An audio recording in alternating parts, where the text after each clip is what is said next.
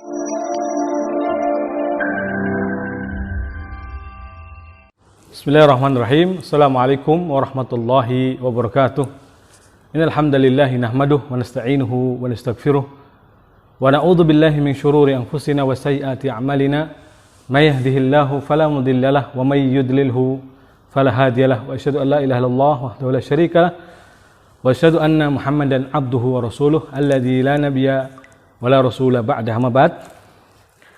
Pemirsa Parenting Sunnah TV yang dirahmati Allah Subhanahu wa taala, segala puji hanya milik Allah Subhanahu wa taala. Salawat dan salam semoga senantiasa tercurahkan atas junjungan Nabi kita yang mulia, Nabi Muhammad Rasulullah sallallahu alaihi wasallam beserta para sahabatnya, keluarganya dan juga seluruh pengikut beliau sallallahu alaihi wasallam hingga hari kiamat kelak. Kembali kita menjawab pertanyaan-pertanyaan yang masuk. Pertanyaan yang pertama dari Ummu Nisa di Cilacap. Pertanyaannya Masya Allah panjang-panjang ini. Kata beliau, jika anak perempuan 9 tahun yang dibesarkan di lingkungan yang mayoritas keluarga dan tetangga yang kurang tahu atau tidak peduli dengan syariat Islam, itu gimana seharusnya Ustadz? Qadarullah, anak belum bisa hijrah ke tempat lain. Anak perempuan anak ini insya Allah setiap saat sudah diajari bagaimana menjadi muslimah yang taat, tapi terkadang masih suka terbawa sama anggota keluarga atau teman-teman sebaya yang belum tahu menjalankan syariat Islam ini. Jazakumullah khairan wa barakallahu fikum. Naam. Jazakumullah khairan atau wa antum fajazakumullah khairan wa fikum barakallah. Yang pertama di sini ma'asyiral muslimin, alhamdulillah wassalatu wassalamu ala rasulillah wa ba'd, bahwa kita memang hidup di lingkungan yang memang pastinya beragam atau heterogen. Maka sudah suatu kepastian, ya, sudah suatu yang pasti untuk kita beradaptasi dengannya. Ada yang memang dimudahkan di lingkungan yang jelas-jelas sudah Islami, ya, perumahan-perumahan yang sudah dipenuhi atau dihuni dengan orang-orang yang sudah pada ngaji, tahu tentang indahnya syariat Islam. Ada juga yang mungkin nyata-nyata belum, ya. Dan ini kebanyakan atau umumnya. Para ulama kita memang aslinya menyarankan untuk al-jaru qabla ad-dar. Para ulama kita, ya, menyarankan untuk sebenarnya adalah untuk al-jaru qabla ad-dar, yaitu tetangga dulu baru rumah. Artinya pilihlah lingkungan di mana tempat tinggal untuk kita memilih, untuk kita tinggal, baru kemudian baru bangun rumah di situ. Subhanallah. Nasihat para ulama ini tentu maksudnya adalah agar nantinya untuk menjalankan syariat Islam, menjalankan tentang dinullah, agama Allah SWT, agar kita bisa menjalankan agama dengan seoptimal mungkin, tentu lebih mudah, ya, lebih nyaman dan lebih mudah untuk melaksanakannya. Nah, sekarang persoalannya di lingkungan yang nyata-nyata heterogen, ya, umumnya masyarakat kita demikian keadaannya.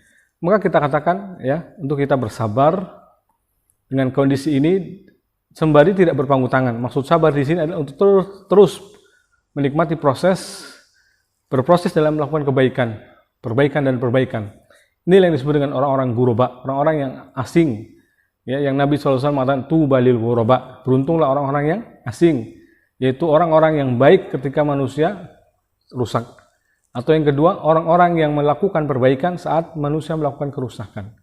Jadi ada dua makna ghuraba. Pertama adalah orang yang baik atau orang soleh di tengah orang-orang yang rusak, atau orang-orang yang melakukan perbaikan, muslih atau islah di tengah-tengah orang yang melakukan ifsad atau kerusakan.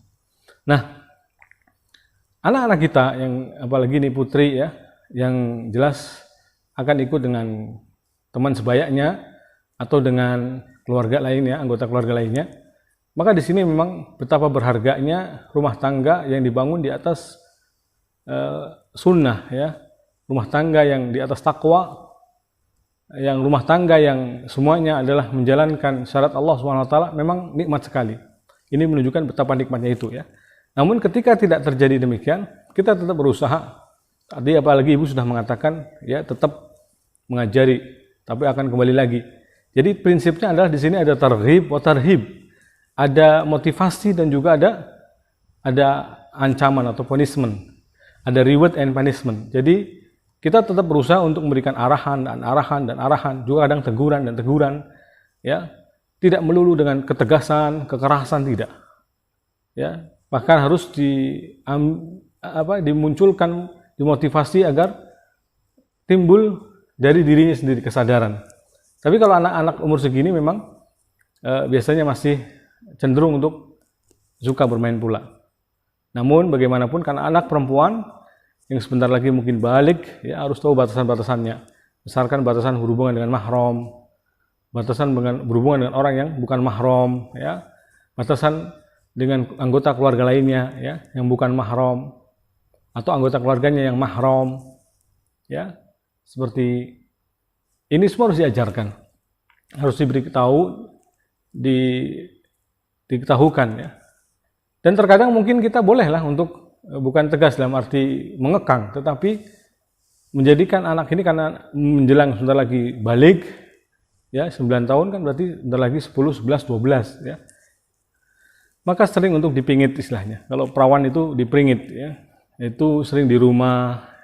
Berikan kesibukan di rumah, di dalam rumahnya. Mungkin membantu ibu, memasak, membantu melipat baju. Jadi diajarkan dia dengan life skill, keahlian yang nanti untuk dia hidup besar kelak menjadi seorang ibu, menjadi ya ibu bagi anak-anaknya. Ajarkan bagaimana ya mungkin mengasuh adiknya tidak masalah, malah lebih baik ketimbang dia terus bermain di luar yang justru akan banyak timbul kerusakan kalau memang yang dikatakan ibu tadi itu orang-orang yang tidak tahu tentang syarat Islam, ya. Maka lebih baik disibukkan di dalam dengan kegiatan-kegiatan positif, menemani ibunya tentunya, ya, dalam hal yang baik, ya. Nah, ini saya kira hal teknis yang mudah, ya, tidak perlu dipersulit. Dan bagi kita bisa membuat kreasi macam-macam sebuah kegiatan, ya, atau berbagai macam kegiatan yang kiranya membuat anak betah di rumah, tapi tetap Islami, ya, tetap Islami atau dalam arti tidak keluar dari agama Allah SWT, tidak keluar dari sunnah Nabi SAW. Nabi juga tidak melarang Aisyah untuk menonton orang-orang Habasyah yang sedang main tombak di masjid. Artinya sesekali tetap ya, diberikan kelonggaran untuk bermain, melihat teman-temannya bermain atau bersama teman-temannya. Artinya tidak ada kekangan di sini, ya. Karena anak kecil yang biasa dikekang khawatir justru gedenya ingin membalas dendam akan masa kecil yang hilang, ya, masa kanak-kanak yang telah dirampas seolah-olah begitu. Ada kejadian dan ini mungkin miris mendengarnya bahwa anak dari kecil di TK sudah pondok, ini perempuan, ya, SSD, SMP di pondok sampai SMA, kemudian lulus dinikahkan dengan orang yang sama-sama juga sudah ngaji. Ya, ternyata dalam perjalanan kehidupan rumah tangganya anak perempuan ini atau sebenarnya dia sudah jadi ibu bahkan, ya, tidak betah di rumahnya dengan suaminya, bahkan pengen kembali ke jalanan bersama anak-anak pang. Nauzubillah, summa naudzubillah. Hal ini seperti ini adalah contoh buruk. Tentu tidak semua. Ada juga banyak yang dari kecil menjadi sudah dengan Islami dan sampai gede juga baik. Artinya di sana ada potret baik dan ada potret buruk. Nah, oknum atau yang kita katakan tadi yang buruk tentu bisa menjadi pelajaran. Mungkin bisa jadi karena orang tuanya terlalu mengekang, terlalu berlebihan, terlalu memaksakan sehingga efeknya tidak baik. Kita saja tidak perlu jauh-jauh, ya, kita yang tadinya mungkin tidak mengenal sunnah, sekarang mengenal sunnah, maka kita juga harus lebih bijak untuk menghukumi atau mengajari anak-anak kita istilahnya. Jadi jangan sampai anak-anak kita pengennya instan menjadi baik, sementara kita saja waktu melakukan perubahan atau mendapatkan hidayah sunnah ini proses, ya, berproses. Maka bersabarlah menikmati proses ini, Ibu, ya. Jadi insya Allah tidak masalah, khair. Tinggal mungkin perlu berbagi tips dengan ibu-ibu yang lainnya yang mungkin punya anak yang seusia sebaya dengan anak ibu, ya, yang 9 tahun dan seterusnya.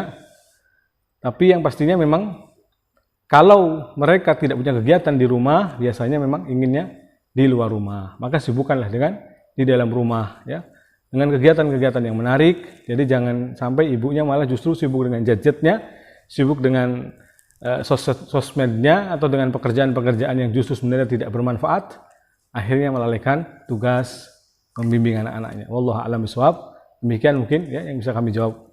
Wallahu taala wa a'lam bishawab. Kemudian di sini pertanyaan dari Ibu Olivia dari Riau ya. Bagaimana cara membagi waktu untuk anak bermain secara umum dengan mengajarinya tentang agama? Apakah seluruh mainan harus terikat dengan pengetahuan agama? Ini untuk anak usia 2 tahun, Masya Allah, 2 tahun. Barakallahu fikum, ya, wa ahsanallahu ilaikum. Begini ya, alhamdulillah wassalatu wassalamu ala rasulillah wa ba'd, bahwa pada asalnya anak itu harus diajari sembari, yakni jangan menghilangkan masa kanak-kanak mereka, kanak-kanak bermain mereka ya. Karena kalau kita merampas masa anak-anak mereka, dikhawatirkan justru besarnya tidak baik. Ini yang pertama. Yang kedua, apalagi usia 2 tahun ya, mungkin perlu hanya sekedar dikasih simulasi-simulasi yang jelas tidak membuat dia ya tidak suka dengan agama nantinya ya. Jadi bahkan anak 2 tahun ini mungkin kalau dibawa ke masjid aja masih lari-lari, masih main-main. Dan ini jangan dilarang. Khawatir besarnya nanti membenci masjid. Anak yang dari kecil dilarang ke masjid, gedenya nanti tidak mau ke masjid. Ya. Jadi takbir masjid sekalipun jangan sampai sekeras melarang seolah-olah orang-orang dewasa ya. Tidak boleh ke masjid karena mainan doang di masjid. Tidak masalah. Hasan dan Husain cucu Rasul SAW biasa kalau mengikut Nabi SAW salat maka naik di pundak Rasul SAW, menjadikan Rasul sebagai kuda-kudaan. Dan cara terbaik dalam mendidik mereka adalah kita pun menjadi seperti mereka. Maksudnya seolah-olah kita seumuran dengan mereka, beradaptasi dengan mereka. Ya. Inilah contoh dari Rasul SAW. Ketika Rasul dijadikan kuda-kudaan oleh cucunya, maka Rasul SAW pun tidak melarangnya, tapi membiarkan bahkan dikira sahabat sujudnya Rasulullah SAW atau lupa untuk mengangkat kepalanya atau bangun dari sujudnya, maksudnya lupa untuk membaca takbir, sehingga seolah-olah ya ada yang lupa. Ternyata justru Rasul SAW sujud lama itu karena cucunya masih bermain-main dan membiarkan lama-lama bermain, sehingga ketika sudah turun baru Allahu Akbar. Ya. Bahkan dalam sholat kita bisa mengangkatnya, ya, sholat sambil membawa anak. Kadang sering kali kita dapati mungkin ibu-ibu di sebuah pengajian takut diomelin orang, justru anaknya nangis dibiarin, dia khusyuk dalam salatnya, atau minimal tidak peduli dengan anaknya yang nangis. Padahal seharusnya diambilnya, dan ini tidak membatalkan salatnya, diambil, diangkat, digendong, ruku, kemudian ketika sujud ditaruh. Begitu Rasulullah SAW mencontohkan ketika membawa salah satu dari anak sahabat Nabi SAW. Jadi di sini baru ada, kalaupun mau diberikan game mainan-mainan yang Islami, ya, seperti buku yang ditulis oleh sahabat kami Abu Raihan dan Ummu Raihan, ya, itu juga bagus. Tetapi tentunya kita melihat pada usianya, ya, cocok nggak anak dengan usia sekian diberikan seperti ini. Ala kulli hal, ya, 2 tahun itu masih diberikan keleluasaan. Kalaupun mau diberi talqin, paling sering diajak talqin, membaca bareng dengan kita ayat Al-Quran, ya, mengikuti atau mendengarkan dari kita. Kalaupun sholat, ya, digendong dan seterusnya, maka ini tidak masalah, ya. Jadi jangan terlalu diberikan kekangan-kekangan, ya. Nah, yang ketiga dari Ummu Maisarah. Bismillah, ana Ummu Maisarah. Ana mau izin bertanya. Ya, diizinkan. Bagaimana caranya Ustadz membiasakan anak supaya berani? Terkadang anak takut pada sesuatu yang semestinya tidak perlu takut atau tidak perlu ditakuti. Misalnya kucing, atau takut kamar mandi, adegan perang dalam kisah Nabi, dan lain-lain. Padahal sepengetahuan saya, anak tersebut tidak memiliki trauma tertentu. Nah, alhamdulillah wassalatu wassalamu ala rasulillah wa ba'd. Terkait takut ini, ada takut yang disebut dalam Islam ini takut tabi'i, ya, khaufu tabi'i. Dan takut tabi'i ini orang beragam, ada yang takut dengan cicak, ada yang takut dengan kecoa. Ini selagi tidak sampai, ya, ketakutan yang berlebihan, maka bukan tercela, sah-sah saja, ya. Masih pada wilayah yang dibolehkan, masih pada ranah yang dibolehkan. Tetapi ketika sudah ketakutan yang berlebihan, baru perlu ada penanganan pendekatan-pendekatan khusus untuk mengobatinya. Nah, contoh di sini, jika takut dengan sesuatu yang kucing misalnya, ya tinggal diberikan terapi dengan dibiasakan bareng-bareng dekatan dengan kucing, dengan ibunya. Jadi dia dengan ibunya, dengan kucing. Ini ketika masih kecil ya. Kalau sudah dewasa takut dengan kucing, ini mungkin ya memang perlu ada hal khusus lagi, karena sudah tidak sesuai dengan umumnya lagi. Apalagi hal seperti ini tidak sepatutnya terjadi. Nah, ini bisa tercela namanya. Ini takut yang tercela, karena ada objek atau sesuatu yang sebenarnya tidak perlu ditakuti. Tapi kalau takut dengan kamar mandi, mungkin bisa jadi karena dia melihat tontonan yang menyeramkan, atau pernah didengarkan cerita-cerita yang menyeramkan, sehingga tatkala sendirian atau di tempat di mana sepi, dia ketakutan. Ya, karena mungkin sudah terbayang padanya sesuatu yang horor. Ya, maka tontonan-tontonan horor ini sebenarnya adalah merusak hati atau akal anak, ya. Menjadikan anak itu bisa takut terhadap sesuatu yang seharusnya dia tidak takut. Nah, maka di sini kita harus bijak, ya. Seleksi atau selektif istilahnya, memberikan tontonan pada anak. Jangan sampai memberikan tontonan-tontonan yang tidak bermanfaat.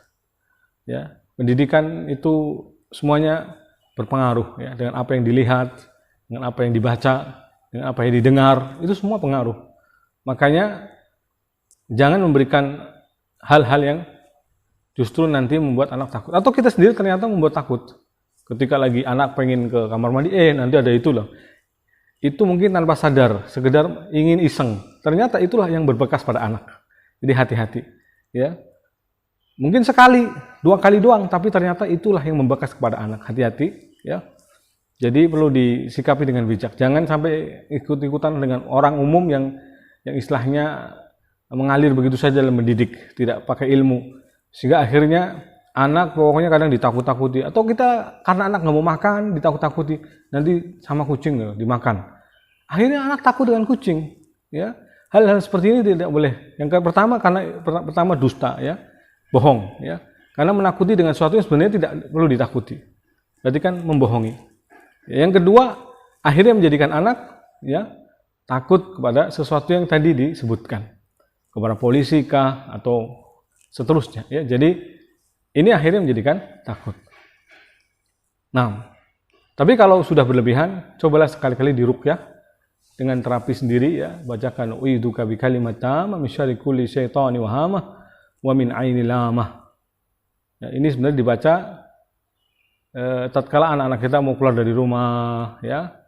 Uidzuka kalau 1 orang, uidzukuma kalau 2 orang, uidzukum kalau anak lebih dari 2 orang. Uidzukum bi kalimatillahi tammah min syarri kulli syaitani wa hamah wa min ainil lamah. Aku meminta perlindungan kepada Allah untuk kalian berdua atau untuk kalian semuanya dari dengan kalimat-kalimat Allah yang sempurna dari segala keburukan syaitan, wa min syarri kulli syaitani wa min ainil lamah, dari mata-mata yang hasad, wa min hamah itu adalah binatang berbisa atau semisalnya, ya. Nah, ini kita bisa memintakan perlindungan atau mendoakan dengan doa-doa kebaikan, ya. Doa-doa kebaikan untuk anak Anda ketika memang terlalu takut, ya. Dibacakan atau diajari, bisa juga diajari.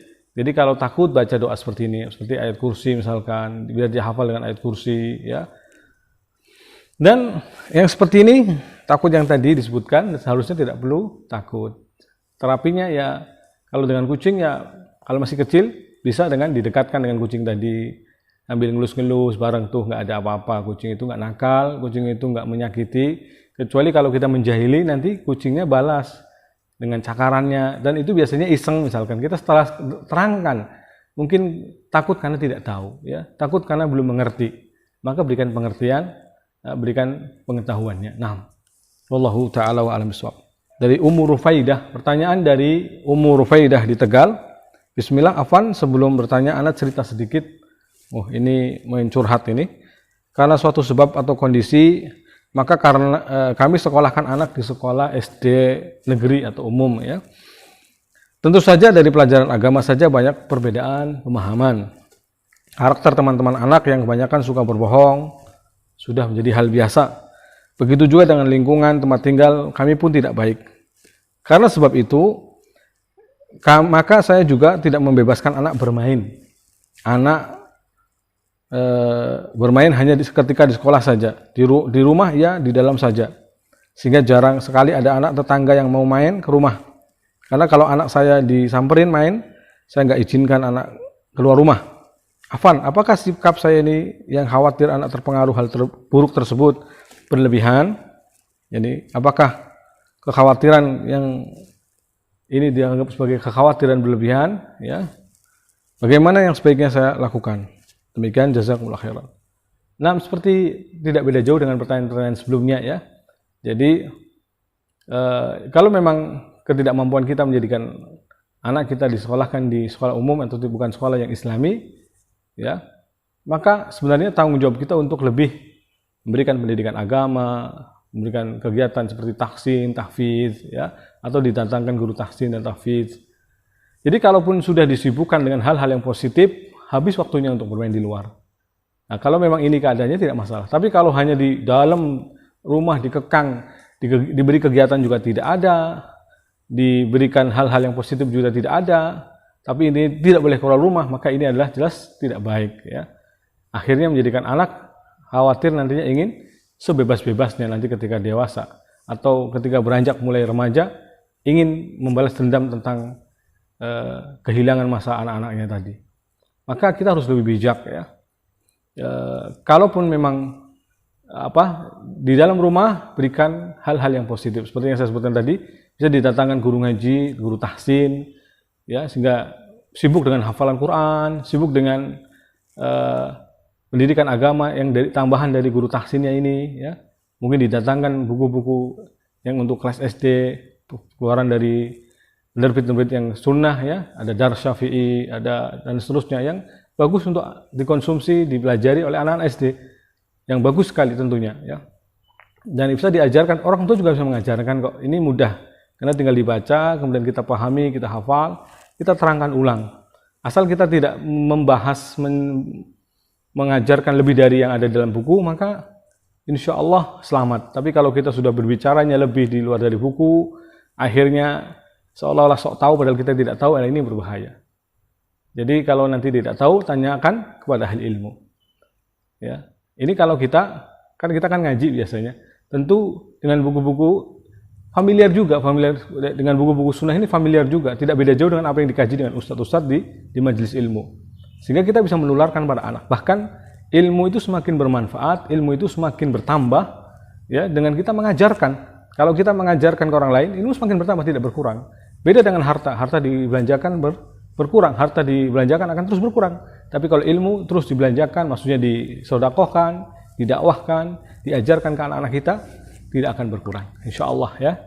Jadi solusinya tadi adalah intinya boleh untuk di dalam rumah, tetapi diberikan hal-hal yang positif dan jangan terlalu mengekang, karena anak juga harus bersosialisasi dengan masyarakatnya, bersosialisasi dengan kawan-kawannya agar dia tidak menjadi penakut, agar dia bisa beradaptasi dengan lingkungannya, ya.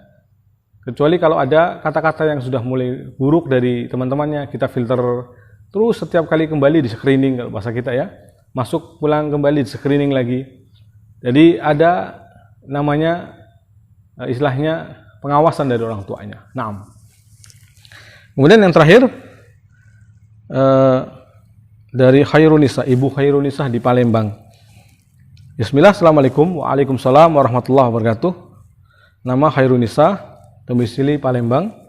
Pertanyaannya, bagaimana menanamkan di hati anak tauhid yang kuat? Masya Allah, pertanyaan yang bagus. Ya, cara menanamkan akidah tauhid yang kokoh dan kuat pada anak adalah dengan sebagaimana apa yang diajarkan Nabi SAW kepada Abdullah bin Abbas. Nabi SAW pernah mengatakan, ihfadillaha yahfadka, ihfadillaha tajidhu tujahak. Jagalah Allah, niscaya Allah akan menjagamu. Jagalah Allah, niscaya Allah akan kau dapati ada di hadapanmu. Ini mungkin lebih lanjut ya.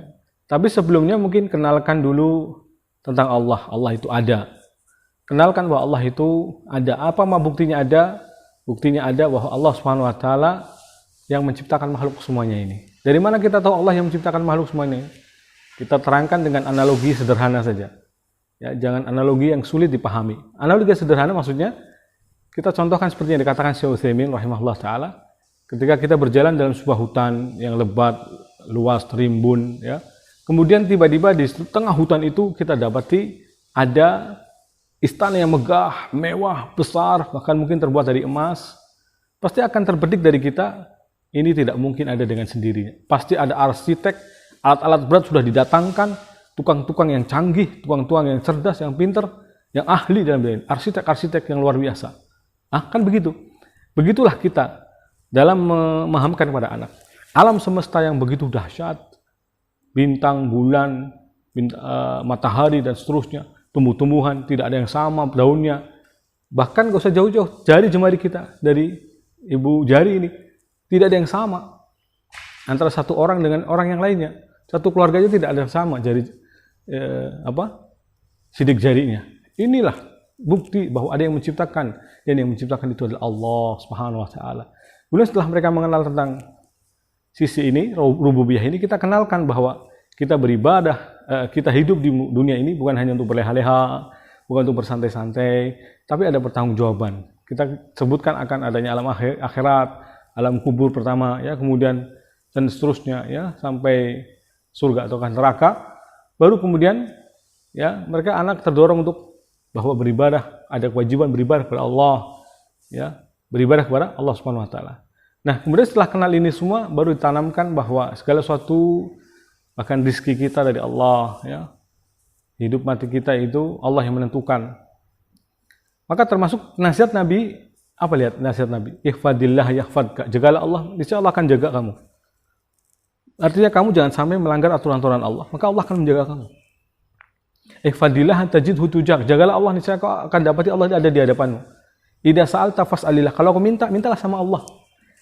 Pautkan hati anak untuk, ya, terpaut dengan ini. Agar anak benar-benar tidaklah minta kecuali minta sama Allah Subhanahu wa taala. Nah, ini akan melahirkan tauhid yang kuat, yang kokoh. Wa idza sta'anta, apabila minta tolong sama Allah Subhanahu wa taala. Bukan minta ibu, apa-apa ibu, sedikit ibu. Ini anak mama, anak manja, ya. Kita harus punya generasi yang kokoh tauhidnya, kuat, siap menghadapi segala zaman, tantangan zaman apapun bentuknya. Dan zaman nanti, ya, setelah kita atau dewasa nanti anak-anak kita, tentu yang dikhawatirkan sangat berubah, ya, dan sangat dahsyat perubahannya.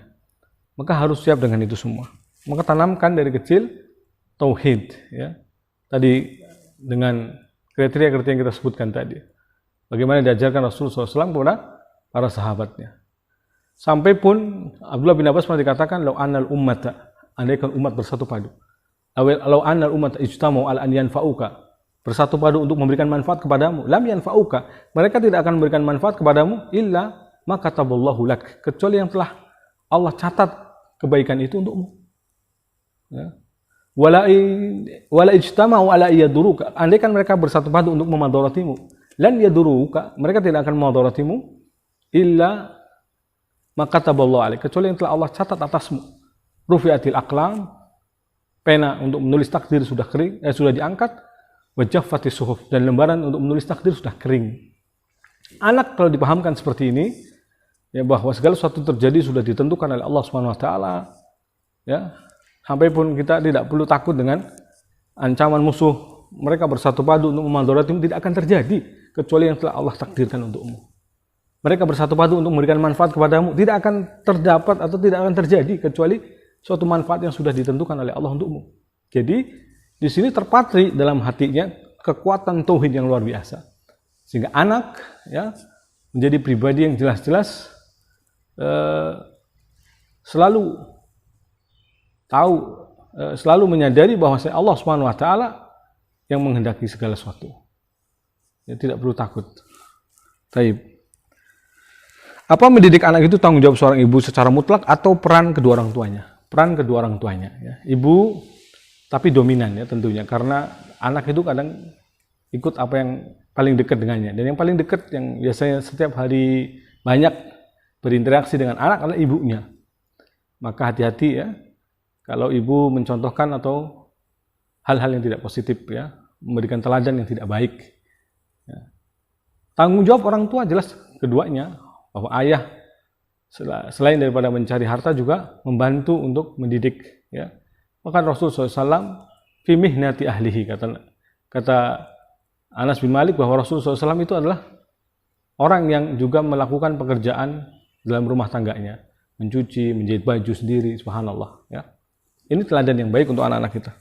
Kemudian yang ketiga, bagaimana jadi tauladan yang baik bagi anak sementara orang tua salah satunya belum mengenal sunnah.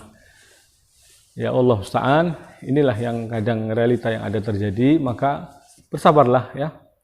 Kita yang penting sudah berusaha untuk mencontohkan yang baik. Selalulah kita menjadi teladan yang baik, ya. Kalaupun ada contoh yang baik, untuk kita arahkan bahwa itu contoh yang tidak baik, yang baik yang seperti ini, kita arahkan terus, ya.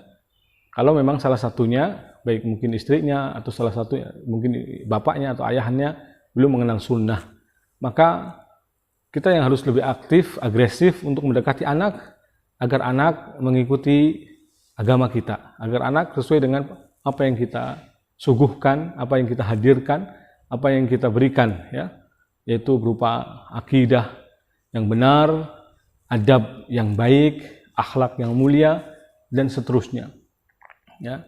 Maka bersyukur yang sudah memiliki pasangan yang baik, yang beri teladan yang baik, ya.